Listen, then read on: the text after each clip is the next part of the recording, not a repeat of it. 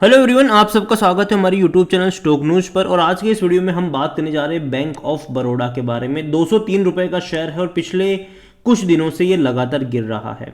215 के करीब था, वहां से एक बड़ी गिरावट यहाँ पर शुरू हुई और उसकी वजह भी है, उसके बारे में हम बातचीत भी करेंगे। साथ में ये भी डिस्कस करेंगे कि भैया बैंक है तो अच्छा, लेकिन सपोर्ट कहाँ पर यहाँ पर बन सकता है, क्योंकि गिरावट शुरू हो चुकी है। देखिए, वीडियो को शुरू करो उससे पहले अगर आपने अभी तक चैनल को सब्सक्राइब नहीं किया है तो प्लीज़ अभी इसे सब्सक्राइब कर लीजिए, क्योंकि आगे भी बहुत सारे वीडियोस हैं जो वो काफ़ी ज़्यादा हेल्प करेंगे।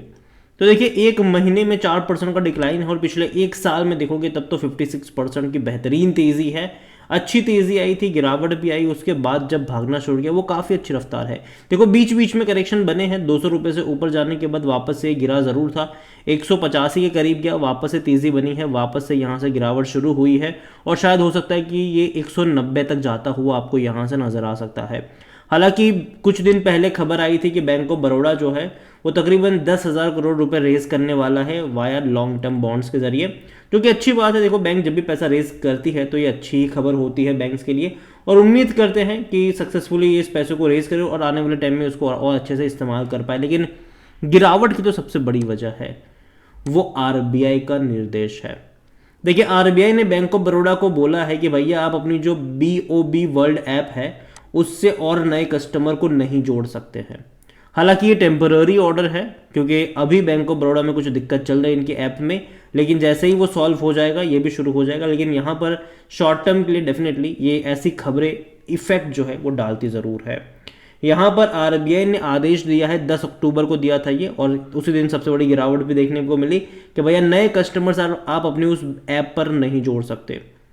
अब देखिए, bank of Baroda to suspend with immediate effect any further onboarding of their customer onto the BOB world mobile application. This action is based on certain material supervisory concern observe in the matter of onboarding of their customer into the mobile application. अब यहाँ पर देखो, कुछ concerns भी यहाँ पर पाए गए हैं। यहाँ पर देखो, आरबीआई ने जो डायरेक्शन दिया है उसमें बैंक ऑफ बड़ौदा ने क्लैरिफाई भी किया है कि it has already carried out corrective measure to address the concern highlighted by the RBI and taking further step to plug any remaining gaps. तो कहा भी कि हाँ भैया, हम उस चीज़ों को सही कर देंगे। यहाँ पर आरबीआई ने ये भी कहा है कि any further onboarding of customer of the application will be subject to restrict और रेक्टिफिकेशन ऑफ द, यहाँ पर ऑब्जर्वेशन में है, यहाँ पर सिंपल सी बात है। और जब तक चीज़ें सही ना हो, जब तक आरबीआई सेटिस्फाइड ना हो इन सारी चीज़ों से, तब तक वो इस चीज़ को नहीं कर सकते, मतलब कि नए ऑनबोर्ड्स नहीं कर सकते हैं। हालांकि जो ऑलरेडी ऑनबोर्ड हो चुके हैं उनके लिए कोई दिक्कत नहीं होगी, उनके लिए जैसा चल रहा है वैसा ही जो है वो चलता रहेगा यहाँ पर। और यहाँ पर बात करी जाए तो भैया, जो कुछ मीडिया रिपोर्ट्स भी थी कि BOB world was involve in tampering with customers account. ये मीडिया रिपोर्ट्स थी कि भाई जो कस्टमर्स के अकाउंट है उनके साथ छेड़छाड़ करी जा रही है। The report alleges that the lender linked contact detail of different people to increase the number of mobile application registration. तो भैया जो रजिस्ट्रेशन है उसको बढ़ाने के लिए अलग अलग लोगों से ये भैया लिंक करवा कर ये चीज़ें करी जा रही थी यहाँ पर, ऐसा कहना है यहाँ पर, ठीक है, ऐसा कहना है। तो देखते हैं कि क्या होता है यहाँ पर ओवरऑल। लेकिन हाँ, उससे जो ऑलरेडी लिंक्ड अकाउंट्स है उस पर कोई असर नहीं पड़ेगा, वो एज़ यूजुअल चलते रहेंगे।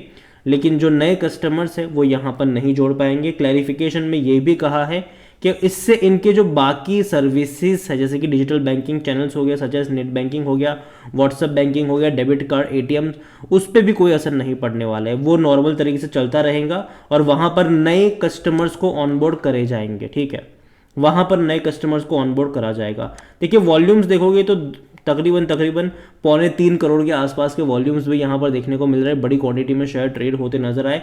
इतना ही नहीं, अगर बात करी जाए तो according to Moneycontrol user 100% लोग कह रहे हैं खरीदारी करो, 100% लोग।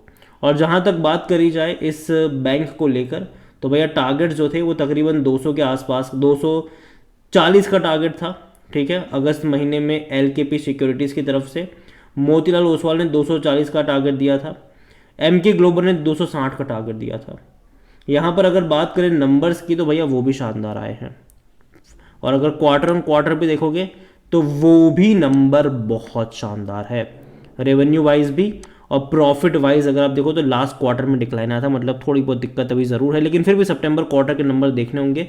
अगर बात करिए बैंक ऑफ बड़ौदा वैल्यूएशन की, तो भैया अभी भी कोई महंगे वैल्यूएशन के ऊपर नहीं है। 6.5 का इसका पी है, सेक्टर पी 17.5 का है, 78% एनालिस्ट भी कहते हैं खरीदारी करो।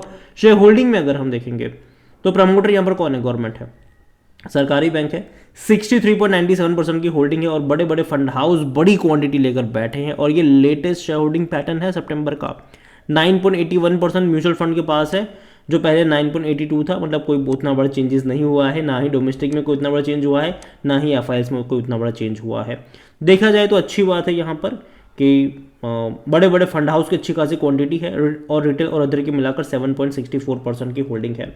देखिए ओवरऑल अगर मैं बात करूँ इस बैंक के बारे में, तो मुझे लगता है कि जो इनिशियल सपोर्ट है वो 190 रुपये के आसपास यहाँ पर बनना चाहिए और जो खरीदारी के मौके हैं वो 180 से 190 रुपये के आसपास बन सकता है। अगेन मैं कहूँगा इनिशियल बाइंग के मौके, बाय ऑन डिप्स के मौके जो है वहाँ पर है, जिसका मतलब ये है कि मान लीजिए कि अगर आपको 100 शेयर खरीदने हैं तो 30 क्वांटिटी ऐड करिए 180 190 के करीब, उसके बाद वहाँ से हर 10% के डिक्लाइन पर 30 क्वांटिटी अगर आप चाहो तो ऐड करके चल सकते हो। और लॉन्ग टर्म का आउटलुक मुझे पॉजिटिव लगता है। देखो अभी भी मुझे लगता है कि जो सरकारी बैंक से पोटेंशियल जरूर है, हालांकि bank of Baroda correction expected है और थोड़ा बहुत और करेक्शन यहाँ पर ये दिखाएगा, उसके बाद चलना शुरू होगा। लॉन्ग टर्म का आउटलुक मतलब अगर आज से आप 1-1.5 साल का टारगेट लेके चलते हैं तो डेफिनेटली चार्ट पॉजिटिव होगा, इस तरीके से ऊपर ज़्यादा आपको नजर आ सकता है। बाकी मर्जी आपकी है। वीडियो को यहीं पे एंड करूंगा, पसंद आया हो तो लाइक करें, शेयर करें, चैनल अगर पहली बार है तो प्लीज़ सब्सक्राइब करें और बैंक ऑफ बड़ौदा के बारे में आप क्या सोचते हैं वो भी आप मुझे कमेंट में लिख के बता सकते हैं। Thank you.